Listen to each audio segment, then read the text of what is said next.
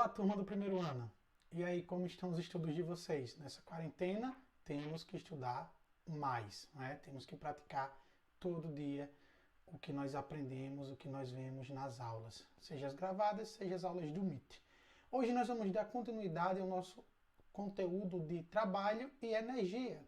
Mais basicamente, nós vamos falar hoje sobre energia, tá? Que é um conceito físico que ele está presente no dia a dia, nas mais diversas formas, né? Quando nós vemos a energia associada à eletricidade, questão de funcionamento dos nossos aparelhos eletrodomésticos, a questão da energia associada às ondas sonoras, a questão da energia associada à temperatura, não é? A questão das trocas de calor entre os corpos, que nós vamos ver mais lá na frente.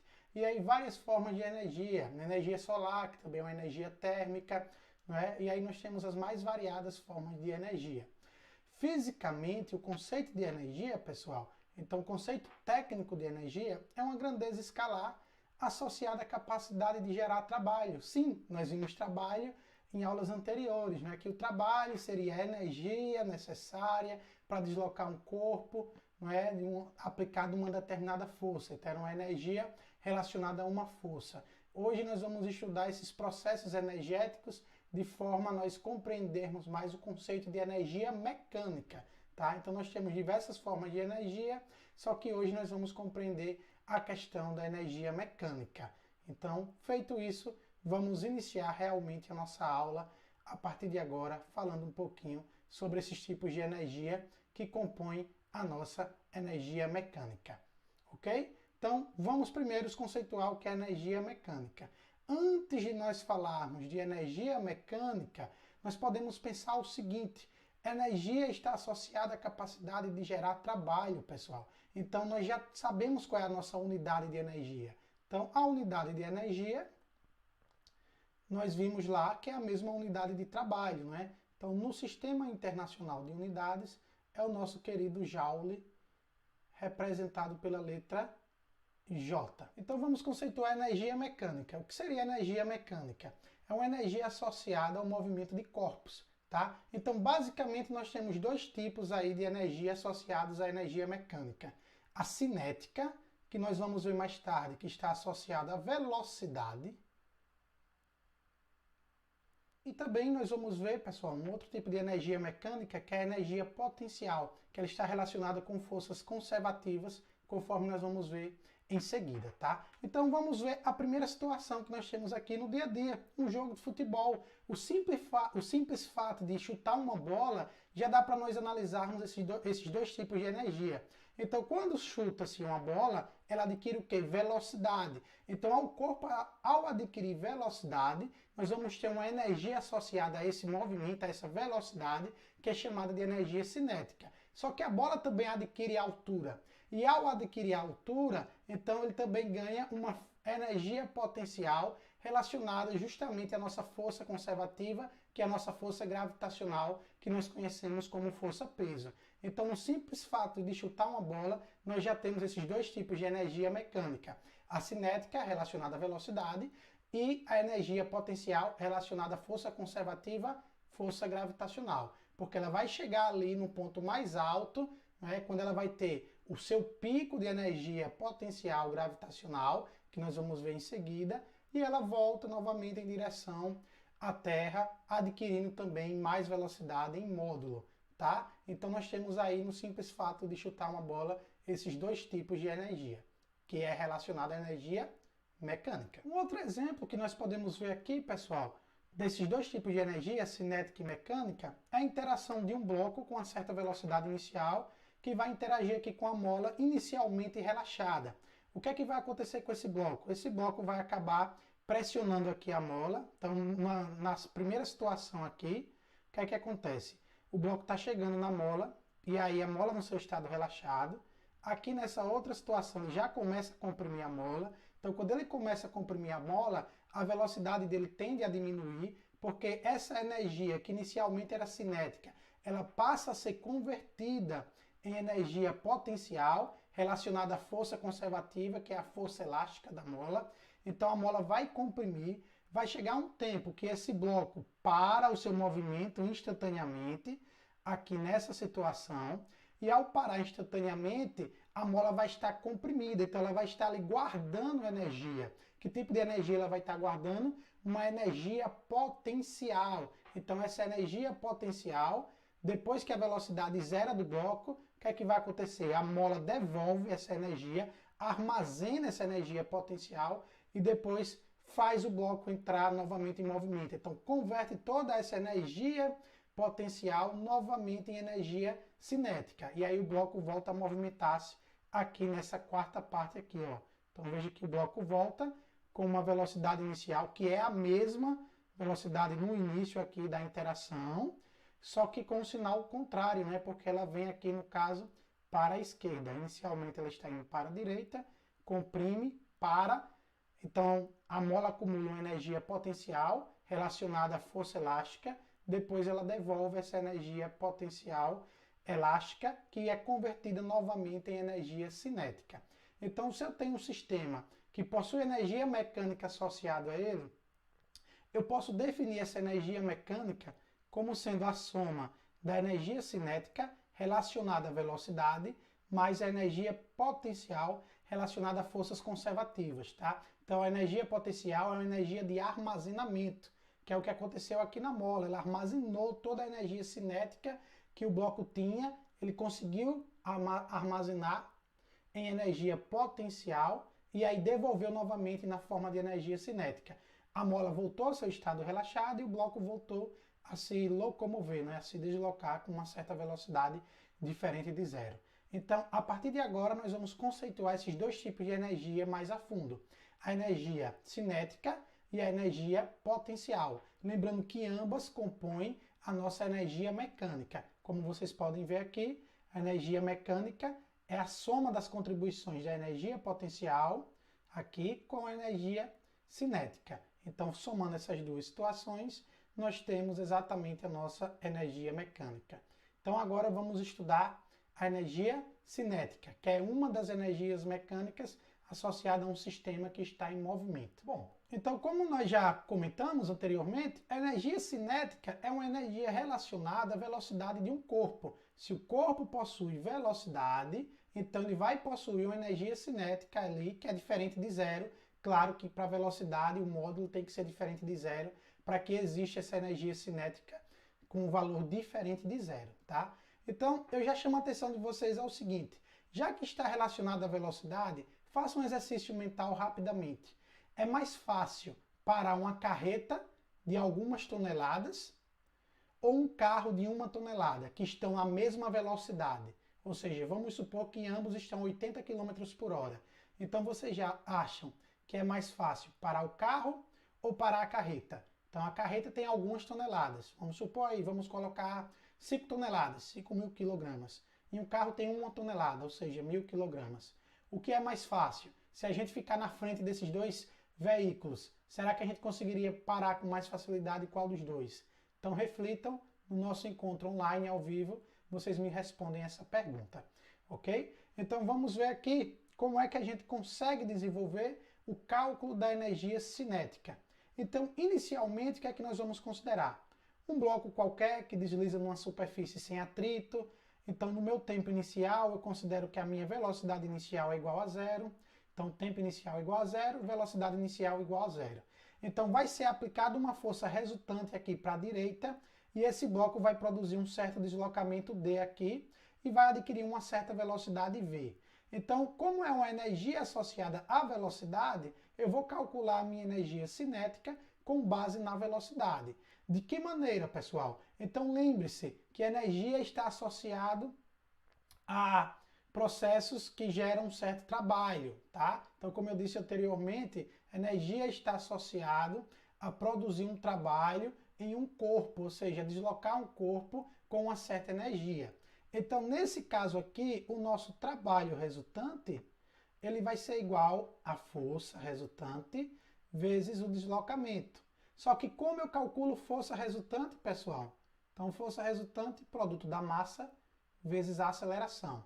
Então, dessas duas situações, eu tenho que o trabalho resultante aqui para produzir esse deslocamento, ou seja, a energia necessária para produzir esse deslocamento é igual a massa vezes a aceleração vezes o deslocamento do corpo. Então aí eu já tenho a minha primeira equação.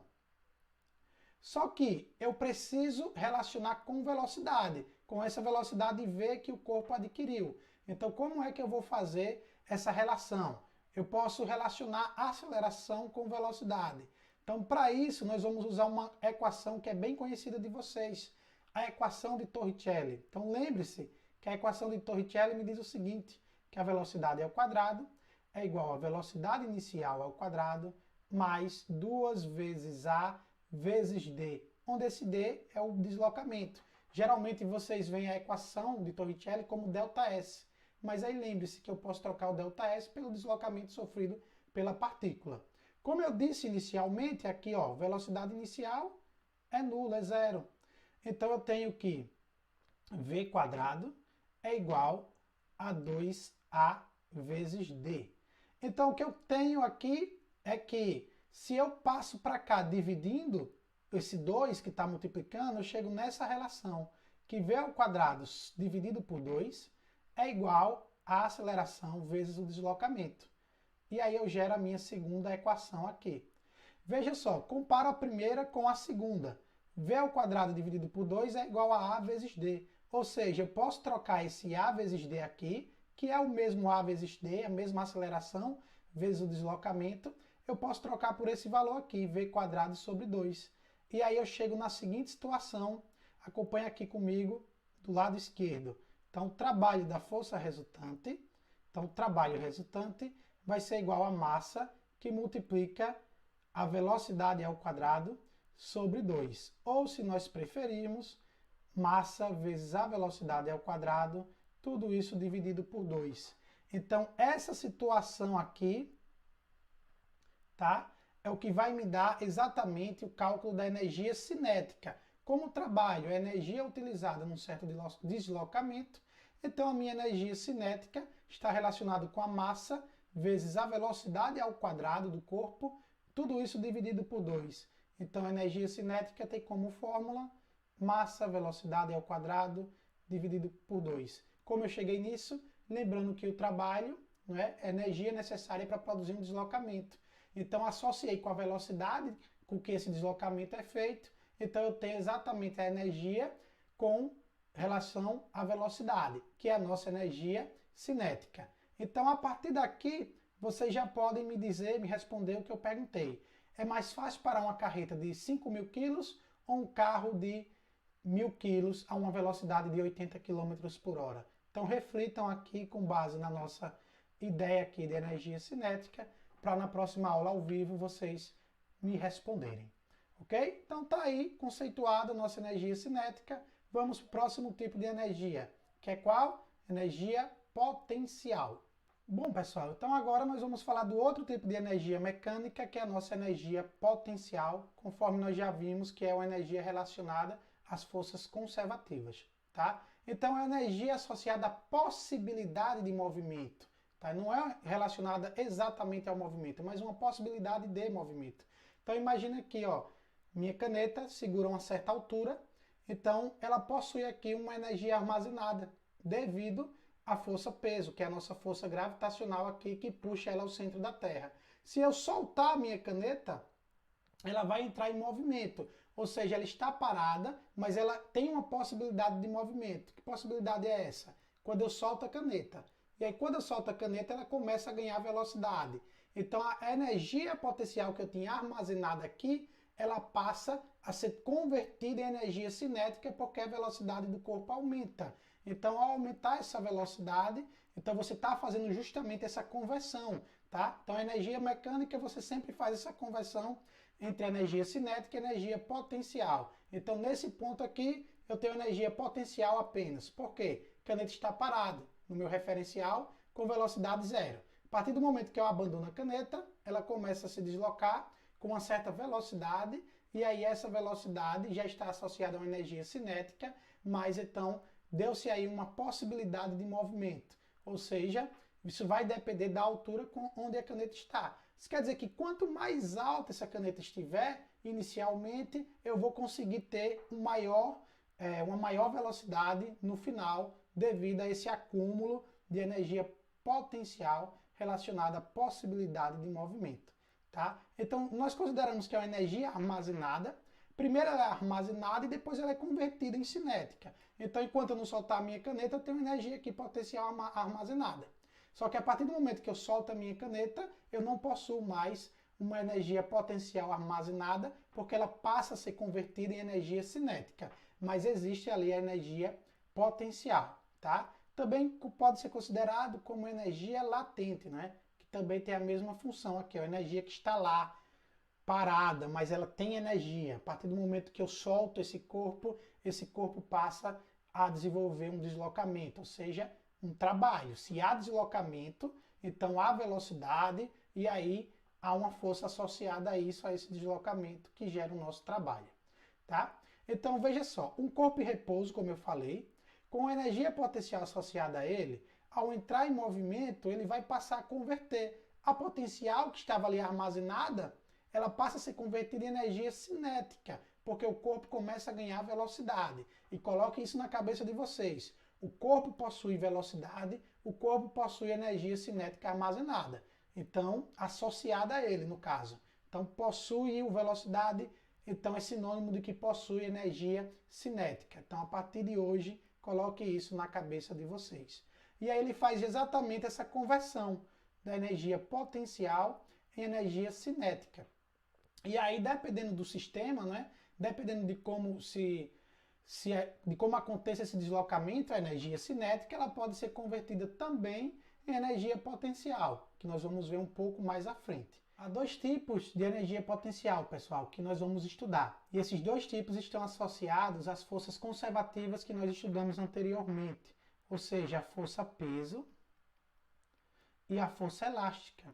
Então, nós vamos estudar exatamente esses dois tipos de energia potencial, que é a energia potencial gravitacional, que está relacionada à força peso, e a energia potencial elástica, que está relacionada à força elástica. Então vamos ver cada uma delas a partir de agora. Então a primeira que nós vamos ver é a nossa energia potencial gravitacional. E nós vamos observar a seguinte situação. Então eu tenho aqui um corpo de massa m, com uma certa velocidade inicial, zero, ou seja, ele está parado a uma certa altura do meu nível de referência. Então é importante estabelecer esse nível de referência para que a gente calcule essa energia potencial gravitacional. Então ele está ali parado. A partir do momento que eu abandono esse corpo, o que é que vai acontecer? Ele vai cair e ele vai ganhar velocidade. Ou seja, ele vai perder a energia potencial, mas vai ganhar energia cinética. Então, durante todo esse deslocamento aqui, essa altura h, o meu trabalho resultante, pessoal, é igual ao trabalho da força-peso. Como eu calculei anteriormente o trabalho da força-peso, quem lembra? Então, o trabalho da força-peso, massa vezes a gravidade, vezes a altura em que ele se encontra inicialmente. Ou seja, pessoal, o trabalho da força-peso é exatamente a minha energia potencial gravitacional, associada justamente a esse armazenamento de energia que o corpo possui a determinada altura.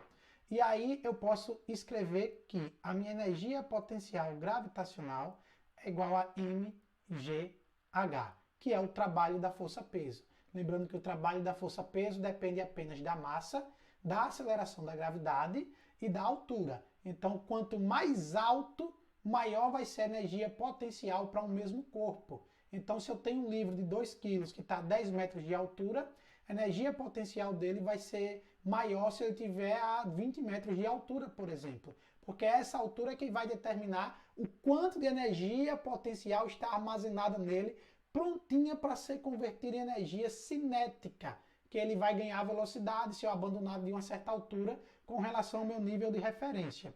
Geralmente o nosso nível de referência é o solo, mas vai depender muito da questão. Você pode colocar um outro nível de referência.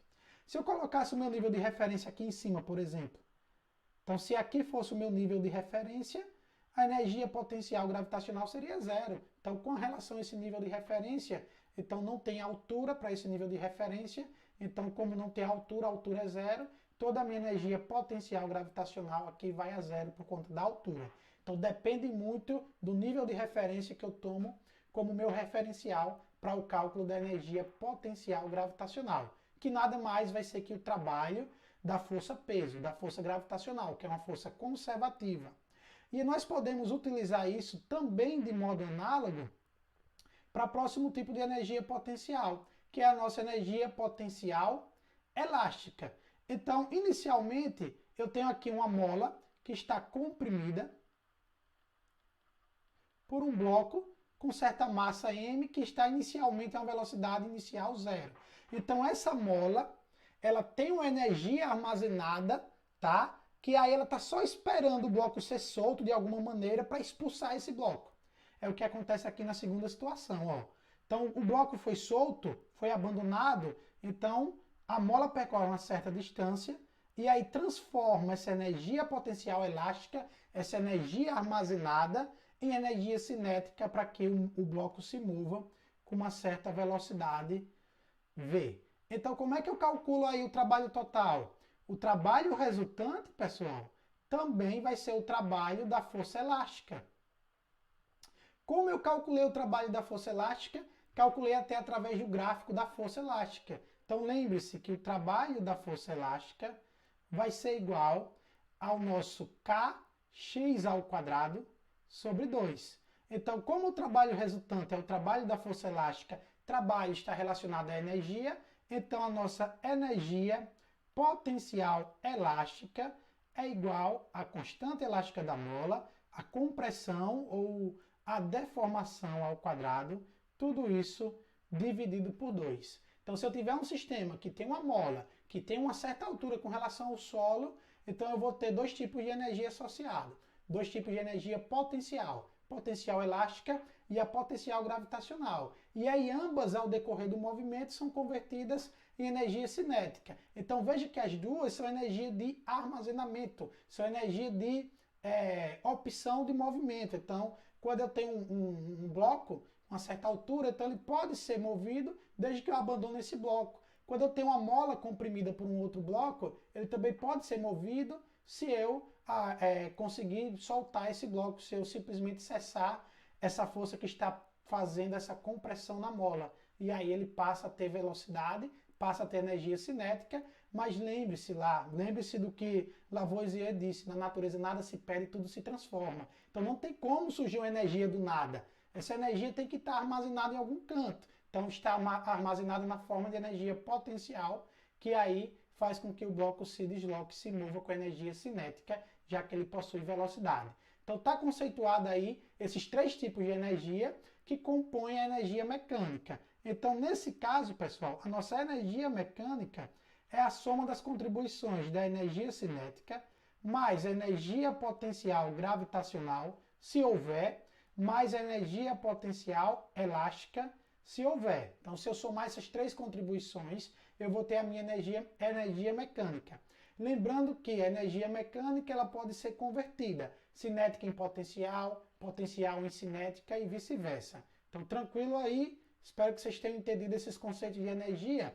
E para a gente fechar a aula de hoje, aula curtinha, vamos só falar de mais um tópico e aí nós finalizamos a aula de hoje. Vamos falar de um sistema conservativo de energias. Então, é um sistema isolado, tá? Onde tem a ação apenas de forças conservativas, ou seja, não tem força de atrito, que é uma força do tipo dissipativa, não tem força de resistência do ar, que também é uma força de atrito, que é uma força dissipativa também. Então, um sistema conservativo tem apenas forças conservativas. Força elástica, força peso, né, que é a nossa força gravitacional.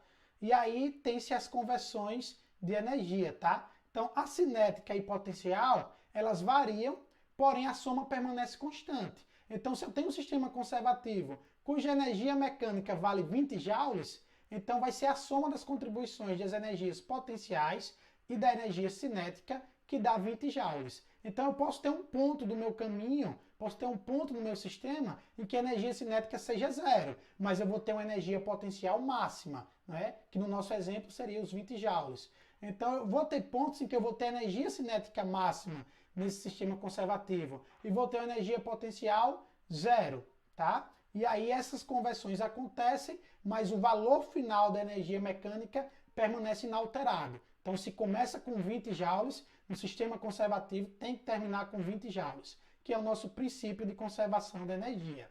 Então, como eu disse, a energia mecânica muda de forma, Ou seja, ela transita entre cinética e potencial, mas o valor total permanece o mesmo, ele não se altera. Ou seja, o valor que é no início é o valor que é no fim.